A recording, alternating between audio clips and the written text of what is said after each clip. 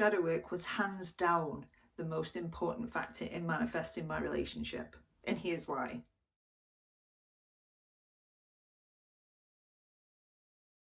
Hi, welcome to my channel. I'm Amy. I'm a manifestation and relationship mentor, and this channel is all about merging spirituality and psychology so you can manifest your relationships quicker and faster and easier. And in today's video, it's going to be a 101 on shadow work, what to do, how to do it, what it's even got to do with manifesting anyway. So let's dive in. So shadow work was the thing that manifested my relationship, and I came across the term shadow work years and years ago. I just didn't apply it. I didn't think I had to. I thought I can just imagine and affirm, and this relationship's going to just fall out of the sky. I won't need to change. But I'm here to tell you that that is not how this works, because we know that your subconscious mind is manifesting. And when we're in circumstances that we don't like, or I often speak to people who have unwanted circumstances and they can't see why it's happening, they can't fathom or understand or see how it's them. And the reason is because your shadow is manifesting. And I don't want that to scare anybody. I don't want you to think, oh my God, like all this terrible stuff's manifesting and I've got no control of it. I don't know how to do it.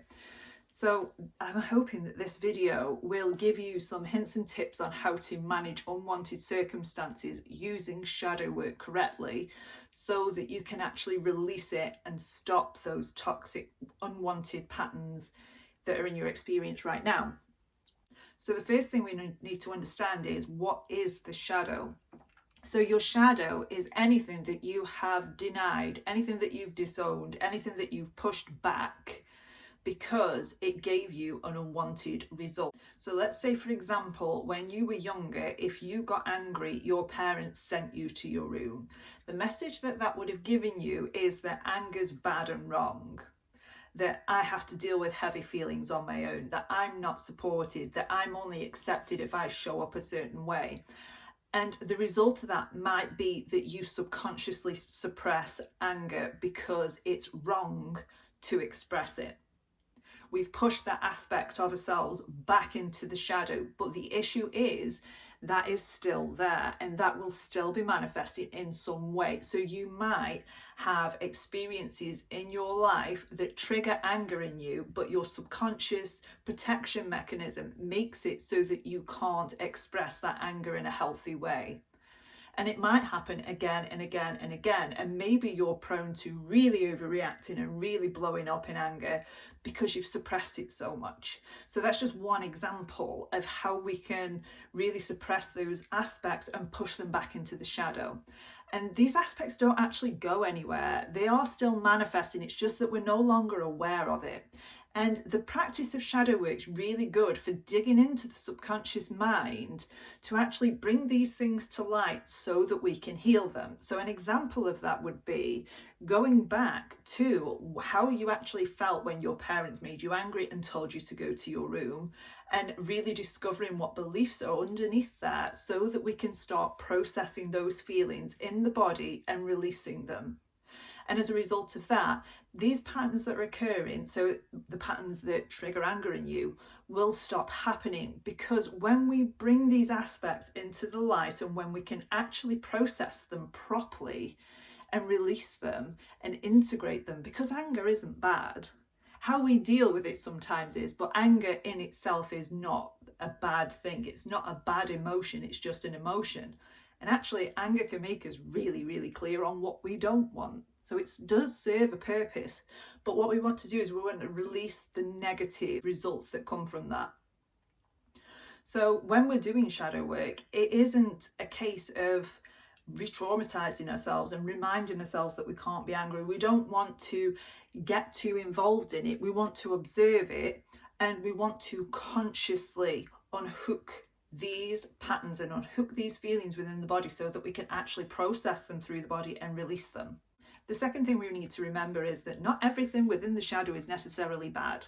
So, for example, you might have been quite flamboyant, or you might have been quite a creative child, but your parents might have said, no, you need to do a STEM subject at school, or they might have seen flamboyancy as a bit weird.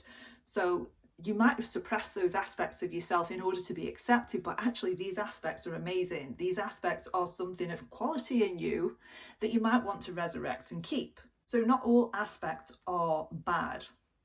So what has manifesting got to do with shadow work? How do they work together? Because shadow work is very much a psychology teaching and manifestation is very much a spirituality teaching. So how do these two things marry together? As we know, the world is yourself pushed out, and all of these shadow aspects are still a part of the self. They're unhealed parts of the self that are just running the show in the background that we're not necessarily aware of.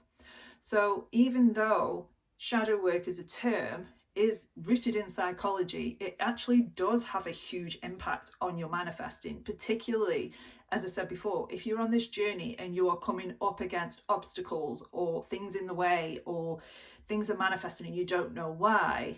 So for example, you're trying to manifest a specific person and it's not coming in yet. And that might make you feel really rejected. It might make you feel really disappointed. It might make you feel disheartened. These are all aspects that are already manifesting. And it isn't because of your specific person. It's because your shadow is manifesting them.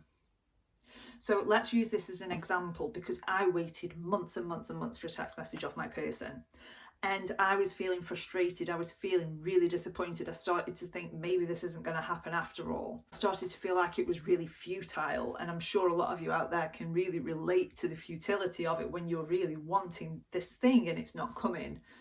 And actually, I'd noticed that the feeling of futility was something that had ran underlying throughout my entire life. There had always been a sense of futility. So what we tend to do is we want to escape that feeling of futility by trying to manifest more, by trying to believe more, by doing more visualizing, by affirming more, instead of actually sitting back and sitting with this feeling of futility to unhook it, release it, so that it's not showing up in our reality anymore. An important thing in shadow work is go into it with a curiosity.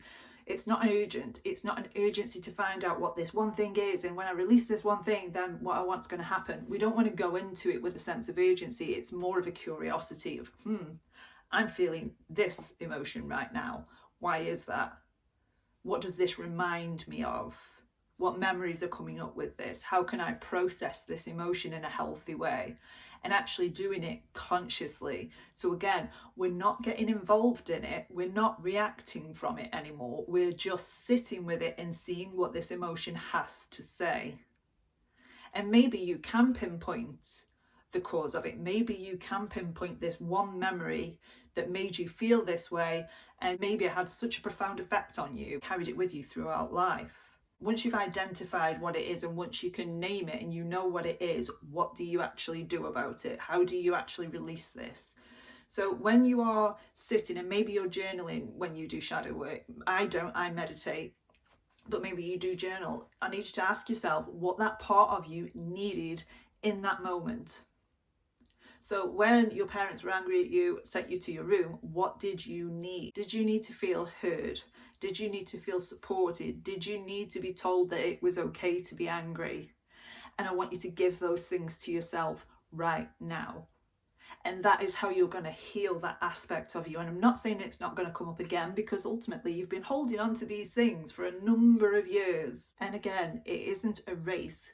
These are parts of you that are traumatized. And we don't want to go into shadow work with the attitude of, let me love this part of me so that it goes away. We don't want to do that. We want to integrate it so that it's not running the show anymore. So we're more aware of it. So when we're triggered into that feeling again, we know that actually it's not the circumstance that's making me feel this way. It's actually something from the past. Let me dig into it. Let me heal it.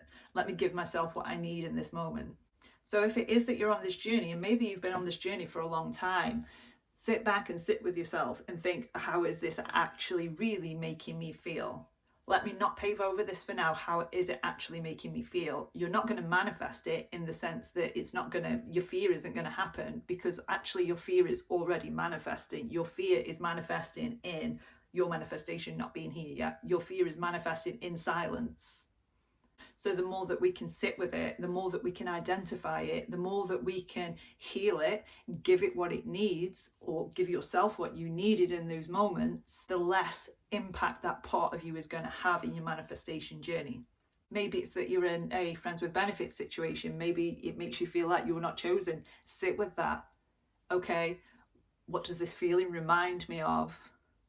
How can I heal this feeling? How can I make myself feel chosen? What did that part of me need in that moment? And that is how you heal. That is how you heal your shadow.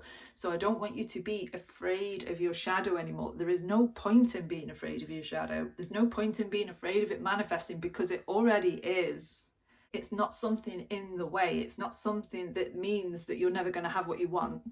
It's just something that needs to be dealt with. And the more that you can deal with it, the easier your manifestation journey is going to be. So if you've got a lot of trauma around relationships, for example, then it is well worth looking at where that trauma comes from, looking at what you needed in those moments and giving it to yourself. And what happens is you will start to feel more whole. You will start to feel more complete, because you're not separating yourself from those fragmented parts of you that you suppressed or denied or disowned. You're shining light on them. They're not something that you're ashamed of. They're not something you need to hide anymore. So I hope you found that video useful. If you did, drop a comment below, and if you have any questions, I will answer them, and I will see you in the next video.